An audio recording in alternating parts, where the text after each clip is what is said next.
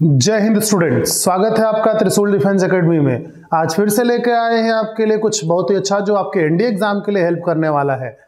Previous year question PYQs, जिससे हम ये बात सबसे पहले पता करेंगे किस टाइप के क्वेश्चंस हैं जो एनडीए में पूछे जाते हैं। दैट्स वाई हम आपके लिए ले आए हैं यूनिट वाइज सीरीज। अब हम यूनिट वाइज डिस्कस करने वाले हैं कि इस यूनिट में क्या इंपॉर्टेंस है, अगले यूनिट में क्या इंपॉर्टेंट है। तो फर्स्ट यूनिट जो हम लोग आज स्टार्ट करने वाले हैं वो है मैकेनिक्स। मैकेनिक्स में हम लोग जो सबसे फर्स्ट देखेंगे कि भैया किस टाइप के क्वेश्चंस पूछे जाते हैं, नंबर ऑफ क्वेश्चंस क्या रहते हैं। तो अभी तक जो एनडीए के पेपर्स हुए हैं उनके अकॉर्डिंग मैकेनिक्स अगर ऑन एन एवरेज देखा जाए तो सबसे ज़्यादा इंपॉर्टेंट पार्ट माना जाता है। इस वजह से मैकेनिक्स से स्टार्ट करते हैं सीरीज को, जिसमें हम लोग सिर्फ ये देखने वाले हैं कि प्रीवियस ईयर पूछे गए क्वेश्चंस की सीरीज कैसी रही, जो पिछले साल पूछे गए लगातार क्वेश्चंस हैं वो कितने पूछे जाते हैं। तो ऑन एन एवरेज देखा गया है कि 7 से 10 क्वेश्चन मैकेनिक्स से आते हैं, जो कि एक बड़ा नंबर है। ठीक, बड़ा नंबर होने के पीछे रीजन ये भी है कि मैकेनिक्स इटसेल्फ एक बड़ी यूनिट है, ज़्यादातर चीज़ों को एक मतलब बड़ा सिलेबस अपने अंदर इंक्लूड करती है। तो अब स्टार्ट करते हैं पीवाईक्यूज, पिछले साल पूछे गए क्वेश्चंस, जिससे हम ये भी अंदाजा लगा लेंगे हमारी तैयारी कितनी है। चलिए स्टार्ट करते हैं। Question number 1, a car starts from Bengaluru goes 50 kilometre in straight line. A car starts from Bengaluru and goes 50 kilometer in straight line towards south. Immediately turns around and returns to Bengaluru. The time taken from this round trip is 2 hours. The magnitude of average velocity of the car for this trip. इस trip के लिए जो हमारा एक video देखते से एक ईमानदारी काम करिएगा भाई, आंसर देखने से पहले अपना आंसर आप टाइप करिएगा। ऑप्शन आपको दिखाई दे रहे हैं, option A 0, option B 50 kilometre per hour, option C 25 kilometre per hour, D can not be calculated without knowing acceleration.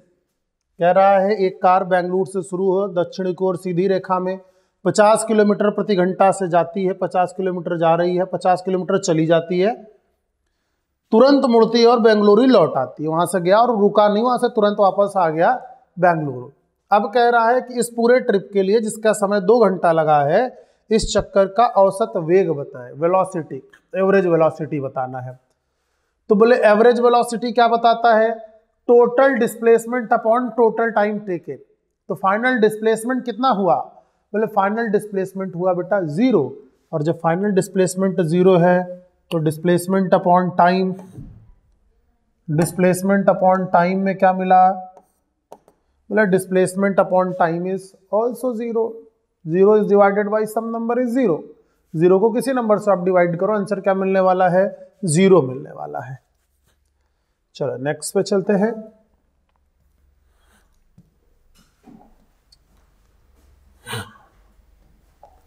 A rigid body of mass 2 kg is dropped from a stationary balloon kept at a height of 50 meter from the ground.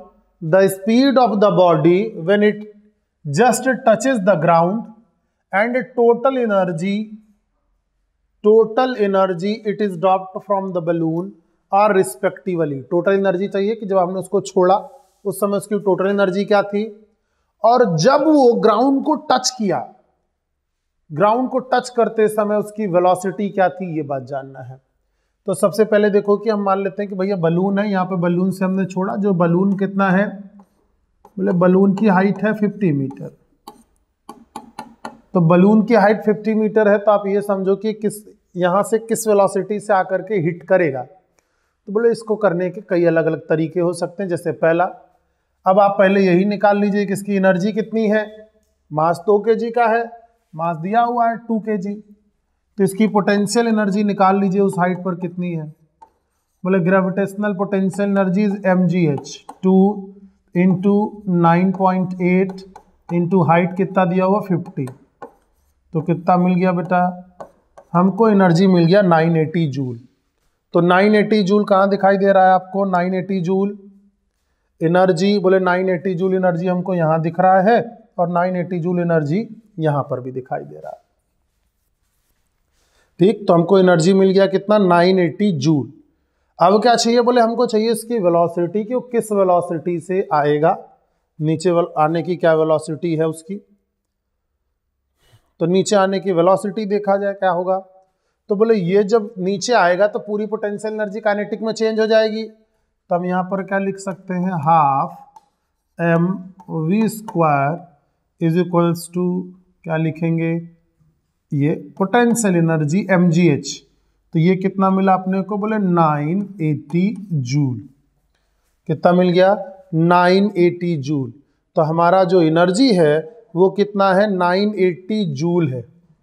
अब velocity कितनी मिली, बोले मास है 2 kg, तो 1/2 multiplied by 2 cancel हो गया, v² is 980। तो v कितना मिल गया, √980 मीटर पर सेकेंड। तो एनर्जी कितनी है हमारी, बोले एनर्जी है हमारी 980 जूल, और जो हमारी वेलोसिटी है वो कौन सा है, बोले √980 मीटर पर सेकेंड। तो यहाँ पर हमारे पास ऑप्शन जो होना चाहिए वो ये है 980 जूल, और यहाँ पर जो हमारी वेलोसिटी है वो होनी चाहिए √980 मीटर पर सेकेंड। ठीक, √980 मीटर पर सेकेंड इज वेलोसिटी, जिस वेलोसिटी से ग्राउंड को टच करेगा, और उसकी जो एनर्जी है वो 980 जूल। ठीक, सिमिलरली इसी चीज़ को आप ऐसे भी निकाल सकते थे कि यहाँ से हम इसको गिराते हैं तो हाइट पता है आपके पास, तो हम यहाँ पर क्या लगा सकते थे निकालने के लिए, बोले यहीं पर हम लोग लगा सकते थे बेटा इक्वेशन 3 ऐसा, v² is equals to u² plus 2gh।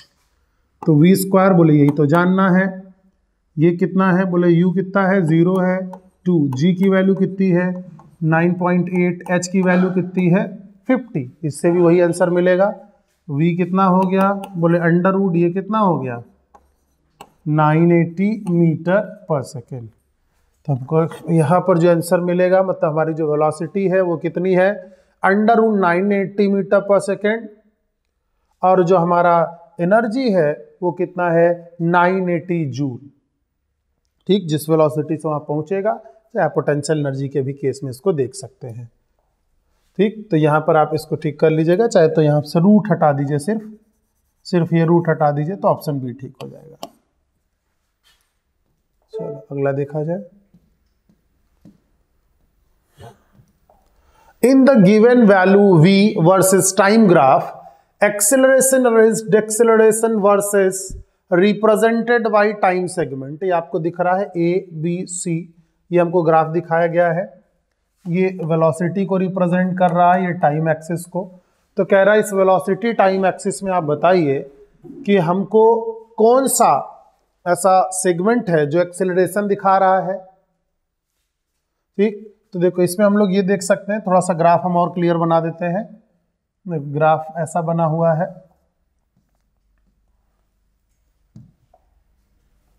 Graph थोड़ा सा हम लोग हाईलाइट कर देते हैं इसको। आप इसमें देखेंगे कि जो ग्राफ है वो ऐसा वेलोसिटी है, ये टाइम का एक्सिस है, इसमें ये लाइन सेगमेंट है, और ये इस पॉइंट को बोला गया है ABCD, ये लाइन सेगमेंट है।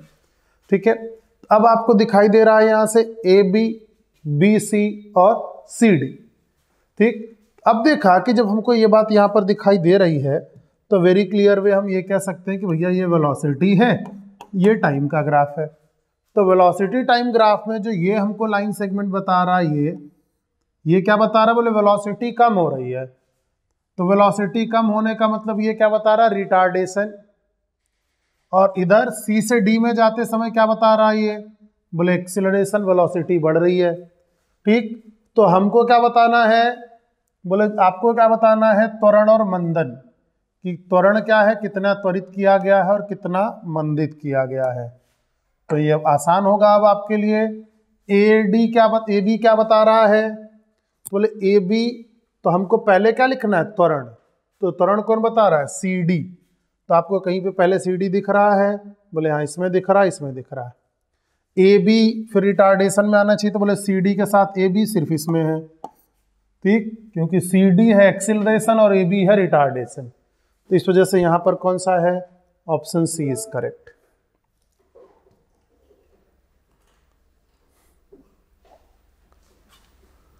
Consider the following velocity and time graph. सामने दिए गए वेलोसिटी टाइम ग्राफ को आपको कंसीडर करना है। थोड़ा सा इसको भी हाईलाइट कर देते हैं। देखो यहाँ पर आपको दिख रहा है, ये है हमारे पास टाइम वेलोसिटी एक्सिस, ये है टाइम एक्सिस। यहाँ पर आपको ये इस टाइप का ग्राफ दिखाई दे रहा होगा। यहाँ पर वैल्यू दी हुई है 4 सेकेंड, 8 सेकेंड, 12 सेकेंड, 16 सेकेंड। ये टाइम एक्सिस है जो कि सेकेंड में दिया गया है। ये वेलोसिटी एक्सिस है जो कि मीटर पर सेकेंड में दिया गया है। यहाँ पर है 4 और ये है 8 मीटर पर सेकेंड। ठीक, तो यहाँ से हमसे पूछा जा रहा है which one of the following is the value average acceleration from 8 second to 12 second. आप बताइए कि 8 सेकेंड से 12 सेकेंड के बीच में, 8 to 12 के बीच में हमारा जो एक्सिलरेशन होने वाला है वो कितना होगा, 8 to 12।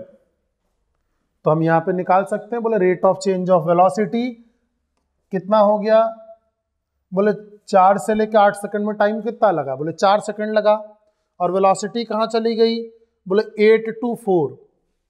तो एक्सेलरेशन हुआ कि रिटार्डेशन, बोले ये तो न्यूमेरिकल से भी निकल सकता है और ऐसे भी दिख रहा है कि वेलोसिटी कम हो रही है तो रिटार्डेशन होगा। तो ये क्या होता है, v minus you upon T. तो फाइनल वेलोसिटी कितनी हो गई, बोले 4। इनिशियल कितना था 8, टाइम कितना लगा 4, तो क्या मिला -4/4, सो -1 मीटर पर सेकेंड स्क्वायर। तो ये क्या है, ऑप्शन डी, -1 मीटर पर second square is the correct answer.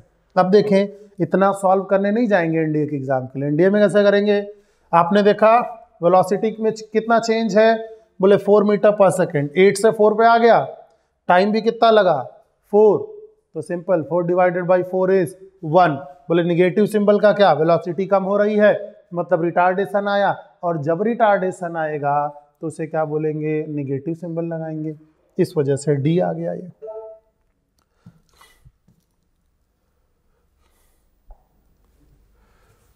If an object move with constant velocity, then which one of the following statement is not correct?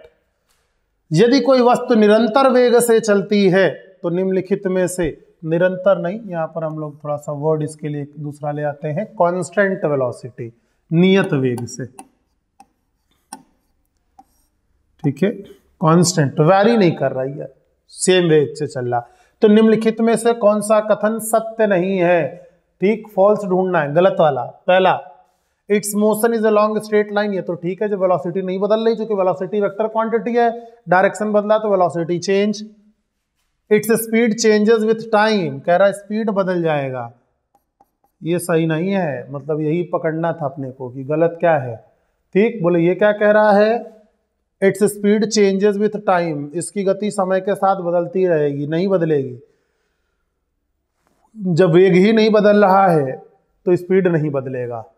ठीक, तो स्पीड फिक्स रहनी चाहिए। एक्सेलरेशन इज 0, हाँ यूनिफॉर्म मोशन कर रहा है तो एक्सेलरेशन 0 होगा। Displacement increases linearly, uniform velocity से चल रहा है, मान लो 5 मीटर पर सेकंड से चलेगा तो हर सेकंड 5 मीटर उसकी डिस्टेंस ट्रेवल होने वाली है। तो इस वजह से गलत स्टेटमेंट क्या है यहाँ पर, B, it's speed changes with time. और हमको यही पता करना था कि स्पीड क्या बदल जाएगी, बोले एक्चुअल में तो स्पीड नहीं बदलती है। इसका मतलब ये स्टेटमेंट कैसा है, फॉल्स है, गलत है।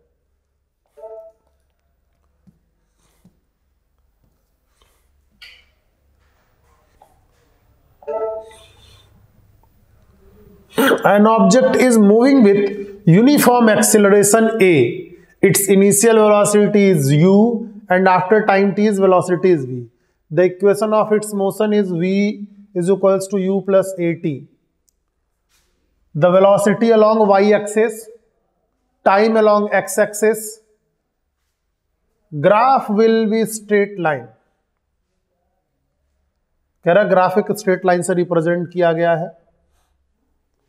अब आपको यह बताना है कि भैया इसका ओरिजिन कैसा होगा, तो पहले ग्राफ बना लेते हैं हम लोग। देखो, इस पे बनाना है वेलोसिटी और इस पे बनाना है टाइम। ठीक है, अब क्या कह रहा है कि अगर हम ऐसा, ये जो ग्राफ है हमारा, अगर हम इसको ऐसा यहां से स्टार्ट करें, तो इसकी इनिशियल वेलोसिटी कितनी होगी, इसकी इनिशियल वेलोसिटी कितनी होगी 0, जो कि गलत है। बोले 0 है नहीं, उसने दिया हुआ है कि इनिशियल वेलोसिटी कितनी है u, तो ये हम u से स्टार्ट करेंगे और जो फाइनल वेलोसिटी ये अचीव कर रहा है, और ये जो फाइनल वेलोसिटी इन्होंने अचीव किया, ये फाइनल वेलोसिटी क्या है, v है। इनिशियल u फाइनल v, ये जो स्लोप बता रहा है ये एक्सेलरेशन है। पासिंग थ्रू ओरिजिन, क्या ये ओरिजिन से जा रहा है, answer is no. With x intercept u, बोले x पे बढ़ेगा नहीं। विथ y, ये देखो y इंटरसेप्ट u, ठीक, यहां पर कौन सा है, बोले ऑप्शन सी सही है। देखो यहां पर थोड़ा सा उसके पास पहले ही इनिशियल वेलोसिटी है, तो 0 से ओरिजिन से नहीं स्टार्ट होगा, उसकी इनिशियल वेलोसिटी यहां है तो वहां से स्टार्ट होगा, u से स्टार्ट होगा, इनिशियल वेलोसिटी है इसके पास। Which one of the following has maximum inertia? निम्नलिखित में से किसके पास अधिकतम जड़त्व है, किसके पास अधिकतम जड़त्व है, मैक्सिमम इनर्शिया किसके पास है। Which of the following has maximum inertia? सबसे ज्यादा जड़त्व किसके पास होगा भाई, बोले an atom, an molecule, 1 rupees coin, a cricket ball। तो आपको पता है इनर्शिया जड़त्व is directly proportionate to mass, द्रव्यमान के क्या होता है, बोले जिसके पास जितना ज्यादा द्रव्यमान उसके पास उतना ज्यादा जड़त्व, उतना ज्यादा इनर्शिया। तो इसमें सबसे ज्यादा मास किसके पास है, क्रिकेट बॉल के पास है। तो क्रिकेट बॉल क्यों, बोले एटम है नेग्लिजिबल, मॉलिक्यूल थोड़ा सा ज्यादा, 1 रुपीस कॉइन, बोले इससे ज्यादा है। सबसे ज्यादा किसके पास है, क्रिकेट बॉल, तो इसका मतलब इसके पास सबसे ज्यादा इनर्शिया होने वाला है, because inertia is directly proportionate to mass. Which one of the following statement about the gravitational force is not correct. Gravitational force के बारे में से जो दिए गए स्टेटमेंट है, इसमें से क्या पता करना है जो सही नहीं है, ऐसा स्टेटमेंट, ऐसा कथन पता करना है जो गलत है। पहला देखें, it is experienced by all bodies in the universe, बोले हाँ सही बात है, सब कोई जिसके पास भी मास होगा, बॉडी होगा तो मास होगा, सब ग्रेविटेशनल फोर्स एक्सपीरियंस करेंगे। It is a dominating force between celestial bodies, कह रहा ये एक प्रमुख शक्ति है, ज्यादा फोर्स है, बोले हाँ बहुत है, इसी की वजह से तो पूरा सोलर सिस्टम है, ग्रेविटेशनल फोर्स की वजह से पूरा हमारे पास जो सेलेस्टियल बॉडीज हैं वो एक दूसरे से कनेक्ट है। फिर it is a negligible force for atom, यह परमाणुओं के लिए एक नगण्य बल है, बोले हाँ एटम्स के लिए बहुत, एटम का मास एकदम नेग्लिजिबल होता है, तो उसके पास लगने वाला फोर्स भी नेग्लिजिबल होना, ये भी सही लग रहा है। It is same for all pairs of bodies in our universe, क्या ये सभी युग्मों के लिए बराबर होता है, बोले नहीं ये गलत है, और यही हमको टिक करना था कि गलत कौन सा है। क्यों, बोले जो फोर्स है वो डिपेंड करता है प्रोडक्ट ऑफ मासेस पे and inversely proportional to square of the distance between them. तो सभी का ना तो मास बराबर है ना सबके बीच के डिस्टेंसेस इक्वल है, तो सभी पेयर्स के लिए ग्रेविटेशनल फोर्स बराबर कहना गलत होगा। तो यहां पर ऑप्शन डी सही है।